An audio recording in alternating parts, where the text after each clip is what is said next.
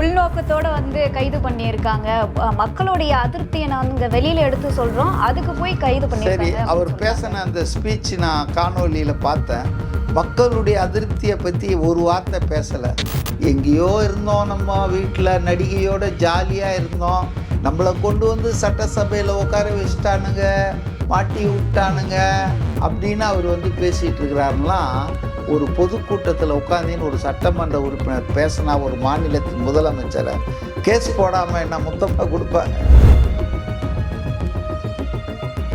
திரு விஜய் அவர்களை நீங்கள் அவமரியாதை பண்ணுறது வேற, ஒரு தமிழ்நாட்டின் சீஃப் மினிஸ்டர் அவரை அவமரியாதை பண்ணுறது தமிழ் நாட்டு மக்களை அவமானம் பண்ணுற மாதிரி தான்.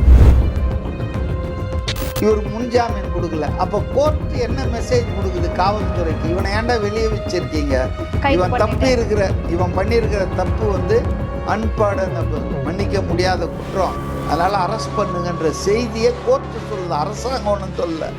ஸோ இவரே கம்ப கொடுத்து அடி வாங்கிட்டார். அப்படிதான் உடனே எதிர்கட்சிகள் இது அரசியல் பழிவாங்க ஒரு இழவும் இல்லை. ஒரு கட்சி நிகழ்ச்சியில இறந்தவங்களுக்கு இந்த அதிகாரம் துஷ்பிரயோகம் பண்றாங்க தாவிகா அப்படின்னு சொல்றாங்களே. ரொம்ப டெக்னிக்கலா பார்க்க கூடாது. அதாவது சாராயம் குடிச்சு இறந்தவங்களுக்கெல்லாம் போய் கள்ள சாராயம் 5 லட்சம் 3 லட்சம் கொடுக்குறாங்கல்ல அரசாங்கம். அந்த அவங்க பாவம் செத்து போவோம்னு நினைச்சு வந்திருக்க மாட்டாங்க. அவங்க தங்களுக்கு பிடிச்ச தலைவரை பார்க்குறோம், அவர் கேட்கணும்னு குழந்தைகள், தாய்மார்கள், பெண்கள் எத்தனை பேர் இறந்தாங்க, குழந்தைகள் எத்தனை பேர். அதனால் இது வந்து ஒரு சாதாரண விபத்தாக கூட நான் பார்க்கல. இது ஒரு சதி செயல், திட்டமிட்டு அவங்கள கொலை பண்ணியிருக்காங்க. தப்பு பண்ணால் நீங்கள் தண்டனை அனுபவிச்சாகணுங்க. இதுதான் மிஸ்டர் விஜயுடைய ஆட்சியில்.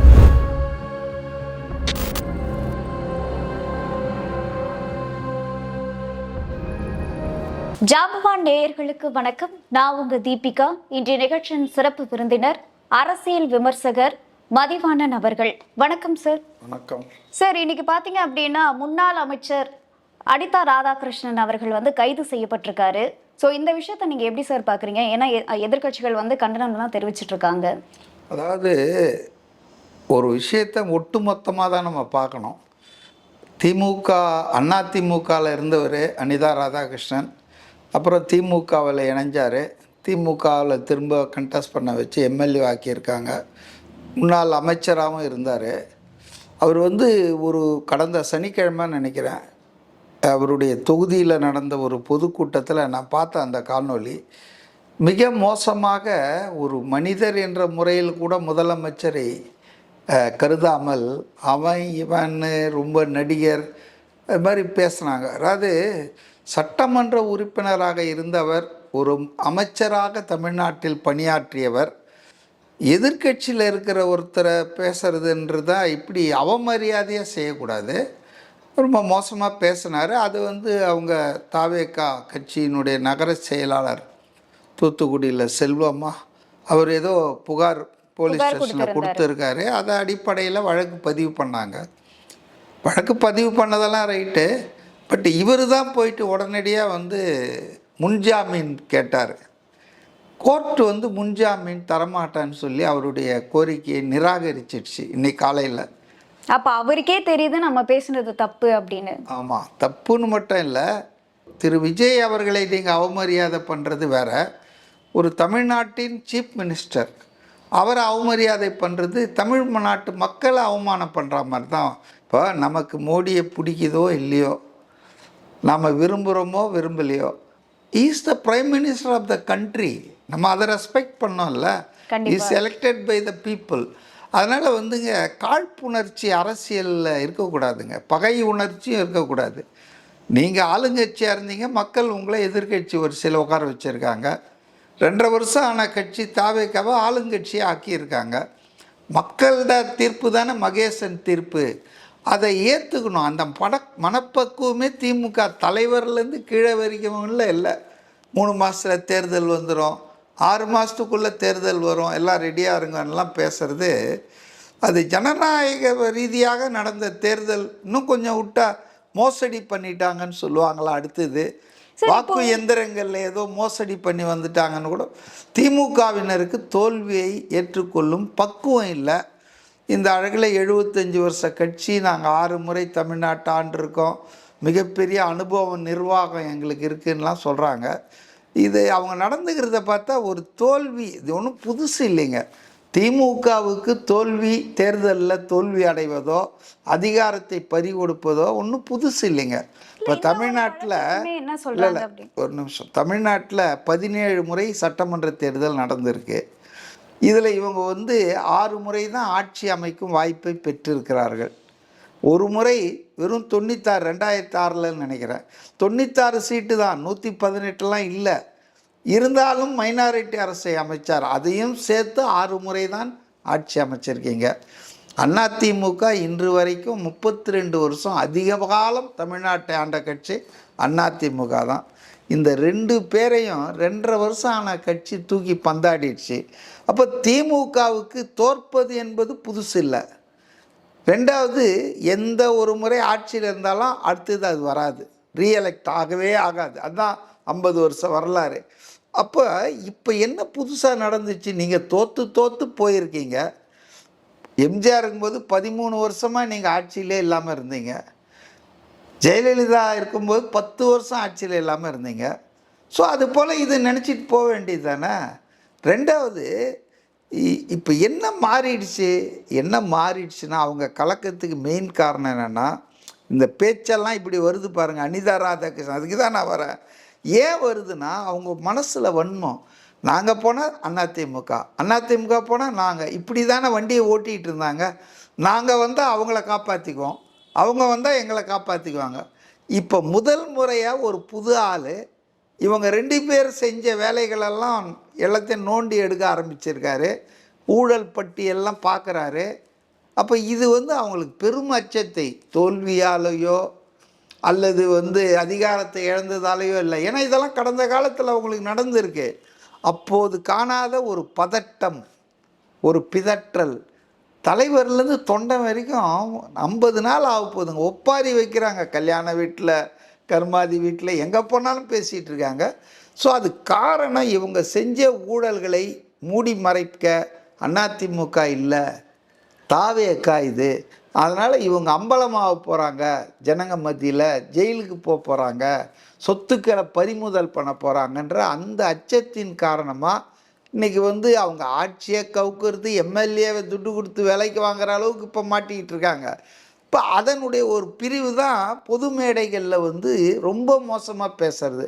அவன் இவன் இது ஆக்சுவலாக அரசாங்கம் ஒன்றும் இல்லைங்க, அவரே போய் மாட்டிக்கின்னு தான். இது சும்மா இருந்த சங்கை எடுத்துக்கு ஊதனா மாதிரி இவர் எதுக்கு எஃப்ஐஆர் பதிவு பண்ணால் பதிவு பண்ணிட்டு போட்டோம். எஃப்ஐஆர் பதிவு பண்ணால் இதுக்கு அரெஸ்ட் பண்ணோன்ற அவசியம் இல்லை. அவர் ஒரு எம்எல்ஏ, புரியுதுங்களா? எங்கே ஓட போகிறது இல்லை, விசாரிக்கலாம். கோர்ட்டில் என்ன சொல்கிறாங்களோ அல்டிமேட்டாக நீங்கள் இப்போ பொன்முடி ஓடிட்டுருக்காருல கோர்ட்டுக்கு, நேற்று பொன்முடி அவருடைய கேஸை நாங்கள் உங்கள் மேலே இந்த கேஸை தள்ளுபடி பண்ண முடியாது, நீங்கள் தண்டனை அனுபவிக்கணும், இல்லை இந்த கேஸை ஃபேஸ் பண்ணி தான் ஆகணும்னு சொல்கிறாங்கல்ல, அது மாதிரி ஏதோ ஒரு தீர்ப்பு வரும். அதுபோல தான் இது கைதுக்கே போயிருக்காதுங்க. அவதூறாக பேசுகிறீங்க, அதுக்கு என்ன சட்டங்கள் இருக்குதோ அதுபடி உங்களுக்கு தண்டனை வந்திருக்கும், நடவடிக்கை வந்திருக்கும் நீதிமன்றம் மூலமாக. இவரே சும்மா இல்லாமல் நண்டு கொழுத்தா வலையில் தங்காதுன்ற மாதிரி இவரே போய் ஆன்டிசிபேட்டரி பெயில், முன்ஜாமீனுக்கு போய், அப்போ அந்த முன்ஜாமீன் ஹைகோர்ட்டே மறுத்துச்சு, தரமாட்டேன்னா அப்போ கோர்ட்டு சொல்லும் செய்தி என்ன?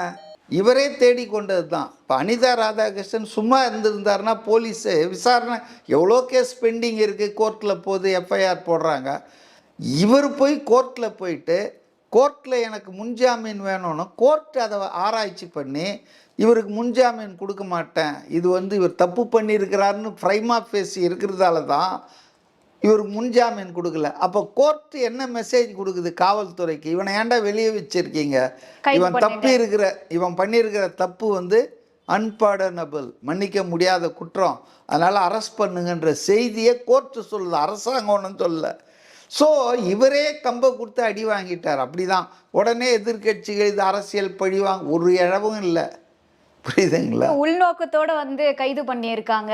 மக்களுடைய அதிருப்தியை நாங்க வெளியில எடுத்து சொல்றோம், அதுக்கு போய் கைது பண்ணியிருக்காங்க. சரி, அவர் பேசின அந்த ஸ்பீச் நான் காணொலியில் பார்த்தேன்.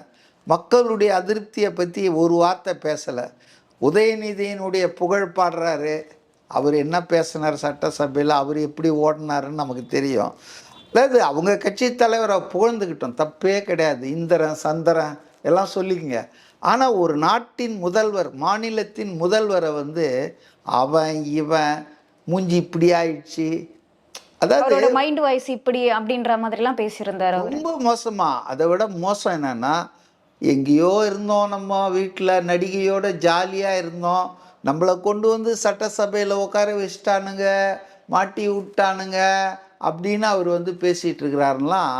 ஒரு பொதுக்கூட்டத்தில் உட்காந்தின்னு ஒரு சட்டமன்ற உறுப்பினர் பேசினா ஒரு மாநிலத்தின் முதலமைச்சரை கேஸ் போடாமல் என்ன மொத்தமாக கொடுப்பாங்க? அதனால் அனிதா ராதாகிருஷ்ணன் ஈஸிய ரேபிட்லி, அதாவது என்ன சொல்கிறது, எம்எல்ஏவாக இருக்கிறதுக்கு தகுதி இல்லாத ஆளுங்க. அவர் மேலே சொத்து குவிப்பு வழக்கு இருக்குது, லஞ்ச ஊழல் வழக்கெல்லாம் நிறைய இருக்குது. அதெல்லாம் வந்து அவங்கெல்லாம் வந்துங்க ஏதோ ஜனங்கள்கிட்ட ஓட்டை வாங்கி ஜெயிச்சு எம்எல்ஏவாக இருக்காங்க. பொதுநல சேவகர்கள்லாம் நான் சொல்ல மாட்டேன். ஏன்னா இந்த அமைச்சர் ரமேஷ் இருக்கார், one of the best minister இந்த அறநிலையத்துறை. அவர் வந்து அந்த திருச்செந்தூர் கோயிலில் சர்ப்ரைஸ் இன்ஸ்பெக்ஷன் போய் அங்கே வந்து தரிசனத்துக்கு சில பேர் குருக்கள் யாரோ அவங்க வந்து பணம் வாங்குறாங்கன்னு இவரே பணம் கொடுத்து அதெல்லாம் கையும் களவுமாக பிடிச்சி அவங்க மேலே நடவடிக்கை எடுத்ததுக்கு உடனே அவங்க ஜாதி பேரை சொல்லிவிட்டு இவர் வந்து அதுக்கு ஆதரவாக வந்தார். இப்போ இது வந்து சரியில்லை இல்லைங்களா சார்? இப்போ இன்னொரு விஷயம் என்ன அப்படின்னு பார்த்தீங்கன்னா, விஜய் அவர்கள் வந்து இந்த கரூர் சம்பவத்தில் பாதிக்கப்பட்ட 41 குடும்பத்துக்கு வந்து அரசு வேலை வழங்குறதா வந்து சொல்லியிருக்காரு இல்லையா? இதை வந்து எல்லாருமே என்னன்னா, ஆல்ரெடி வந்து எக்ஸாம் எழுதி இந்த வேலைக்காக கனவா காத்துக்கிட்டு இருப்பாங்க. ஸோ அவங்களுடைய வாய்ப்பை இதை தட்டி பறிக்கிற மாதிரி இருக்குன்னு எதிர்க்கட்சிகள் பேச ஆரம்பிச்சிட்டாங்களே, இதை எப்படி சார் பார்க்குறீங்க? அதாவதுங்க, அவங்க சொல்கிறதுல நியாயம் இல்லாமல் இல்லை. ஆனால் எல்லாத்துக்கும் நம்ம வந்து சட்டத்தை பார்க்க முடியாது. மனிதாபிமானம்னு ஒன்று இருக்குது. இப்போ நான் பிஎஸ்என்எல்லில் பணியாற்றி ஓய்வு பெற்ற ஒரு அசிஸ்டண்ட் இன்ஜினியரு. இப்போ எங்கள் துறையில் என்னென்னா ரெகுலர் ரெக்ரூட்மெண்ட்டு நடக்கும், அதே போல் கம்பேஷனேட் அப்பாயின்மெண்ட்டுன்னு ஒன்று இருக்கும். அதாவது கருணை அடிப்படையிலான வேலை, அதுக்கு பேர் தமிழில். அது யாருன்னா, சேவையில் இருக்கும்போது அரசு ஊழியர்கள் இறந்துட்டாங்கன்னா அவங்களுடைய குடும்பம் அனாதையாகிடும் இல்லையா? அப்போ அந்த கருணையை வச்சு அந்த குடும்பத்தில் இருக்கிற ஒரு பெண்ணுக்கோ பையனுக்கோ வாரிசுக்கோ அவங்க மனைவிக்கோ கூட வந்து அவங்க கல்வி தகுதிக்கு ஏற்றாற்போல் அரசியல் அல்லது நிறுவனத்தில் வேலை கொடுப்பாங்க. ஸோ இது காலங்காலமாக இருந்துட்டு இருக்கிறது தான். இதுக்கு பேர் கம்பேஷனேட் அப்பாயின்மெண்ட், கருணை அடிப்படையில். அதுக்கு தான் அவங்க என்ன சொல்றாங்க அப்படின்னு பார்த்தீங்கன்னா, இப்போ ஏதாவது அசம்பாவிதம் ஏற்படும்போது ஓகே, ஒரு கட்சி நிகழ்ச்சியில் இறந்தவங்களுக்கு இந்த அதிகாரம் துஷ்பிரயோகம் பண்றாங்க தாவேக்கா அப்படின்னு சொல்றாங்களே. ரொம்ப டெக்னிக்கலாக பார்க்கக்கூடாது. அதாவது சாராயம் குடிச்சு இறந்தவங்களுக்கெல்லாம் போய் கள்ள சாராயம் 5 லட்சம் 3 லட்சம் கொடுக்குறாங்கல்ல அரசாங்கம், கொடுக்குறாங்களா இல்லையா? கொடுக்குறாங்க. அதை எப்படி வந்து நீங்கள் நியாயப்படுத்த முடியும்? அவன் திமிரு, அவன் போய் கள்ளச்சாராயம் குடித்தான்னு சொல்லி விட்டுறாங்களா? ஸோ அதனாலங்க இன்றைக்கு இருக்கிற அரசு அந்த மாதிரி வந்து மக்கள் வந்து ஒரு பொதுவெளியில் ஒரு கூட்டத்தில் பேசும்போது மாட்டிக்கிட்டு செத்துட்டாங்க. அந்த குடும்பத்தில் பல பேர் வந்து பிரெட் வின்னராக இருந்திருப்பாங்க, அது சம்பாதிக்கிற ஆட்கள் இல்லாமல் போயிருப்பாங்க. இப்போ அரசு என்பது வெல்ஃபேர் ஸ்டேட்டு தானேங்க. நம்ம இந்திய அரசு, தமிழ்நாடு அரசு என்பது மக்களுக்கான அரசு தான். மக்களுடைய சுகதுக்கங்களில் பங்கு பெறுவது தான் ஆட்சியாளர்கள் அரசின் கடமை. அதை இவர் வந்து ரொம்ப நல்லா பண்ணுறாருன்றது எதிர்கட்சிகளுக்கு குறை சொல்லணுன்றவங்க கொடுக்கலன்னா அது ஒன்று சொல்லுவாங்க.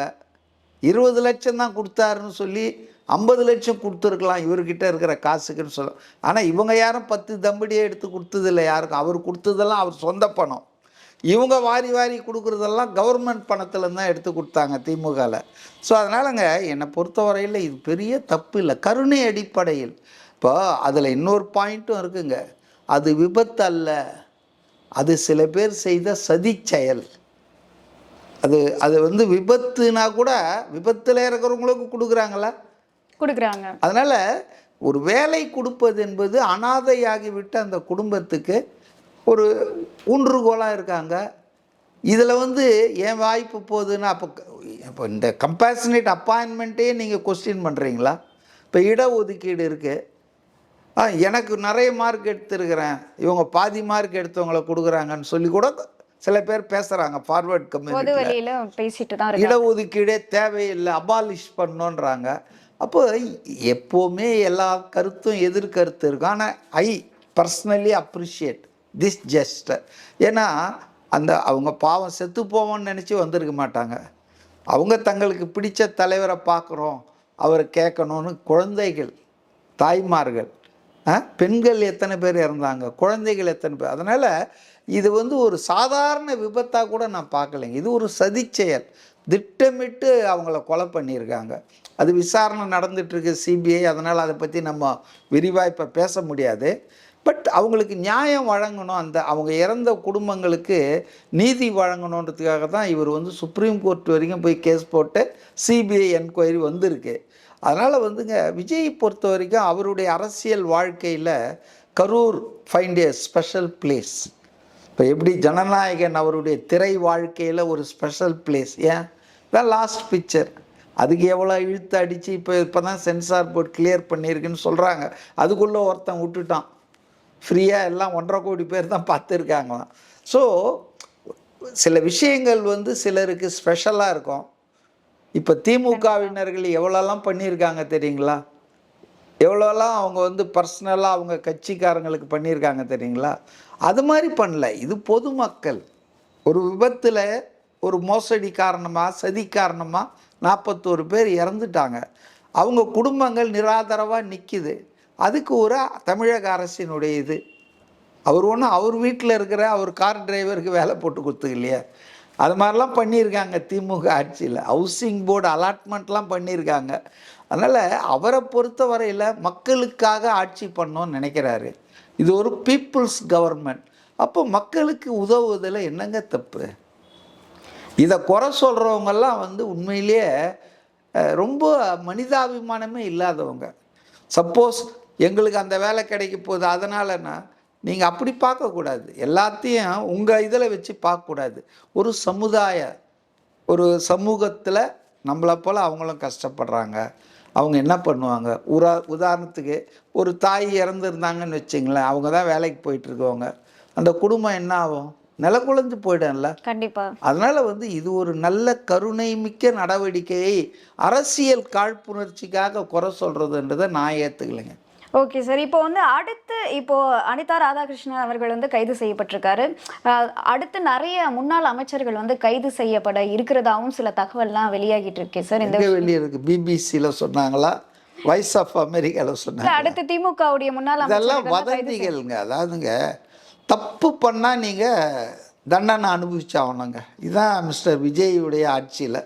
தப்பு பண்ணவனா நாங்கள் தப்ப விட மாட்டோம். ஊழல்கள்லாம் வெளியே கொண்டு வந்துட்டு இருக்காங்க இல்லையா? ஸோ அதன் அவங்களுக்கு சந்தேகம் இருக்கும், நம்ம உள்ளே போயிடுவோமா? பல பேர் துபாய்க்கு ஓடிட்டு இருக்காங்க, இந்தியாவில் இருந்தால் தானே பிரச்சனைன்னு தெரியுங்களா? மாப்பிள்ளெல்லாம் இப்போ பாதி நேரம் துபாயில் தான் இருக்கிறாராம்.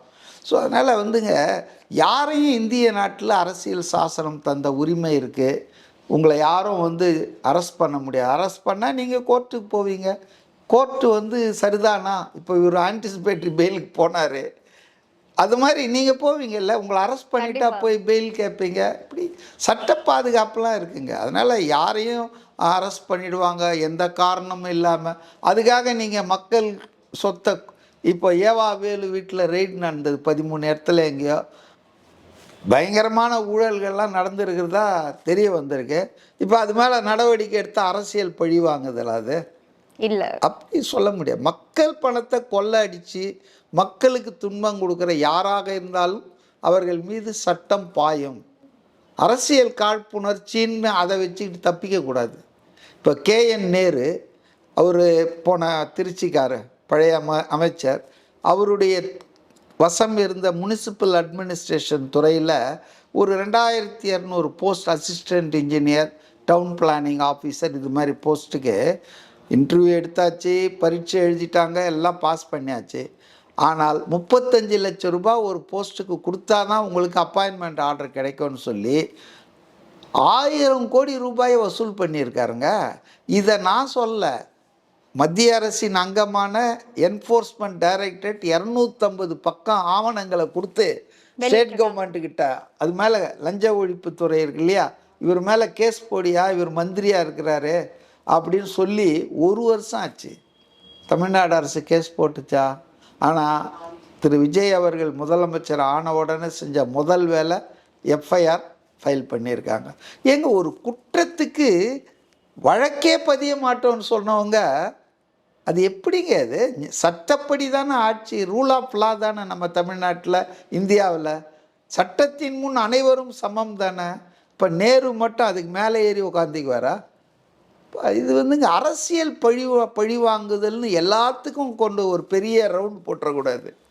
நீங்கள் ஊழல் பண்ணீங்க, மக்களை கொள்ளை அடிச்சிங்க. இப்போ யோசிச்சு பாருங்கள், இந்த கம்பேஷனேட் அப்பாயின்மெண்ட்டை பற்றி சொன்னீங்களே, 2000 வேக்கன்சிக்கு 22 லட்சம் பேர் எழுதியிருப்பான் இல்லையா? அவன் 35 லட்சம் கொடுக்க முடியாதவனுக்கெல்லாம் அந்த வேலை கிடைக்காம போச்சு. அவன் படித்தும் பட்டம் பெற்றும் அவனுக்கு அறிவு இருந்தும் ஆற்றல் இருந்தும் ஜஸ்ட் 35 lakhsன்றது இந்த நாட்டில் எல்லாராலையும் கொடுக்க முடியுமா? முடியாது. அப்போ கொடுக்க முடியாதவனுக்கெல்லாம் வாய்ப்பு போச்சு. இது எவ்வளோ பெரிய கொடூரம் இது வேலை இல்லாத இளைஞர்களுக்கு.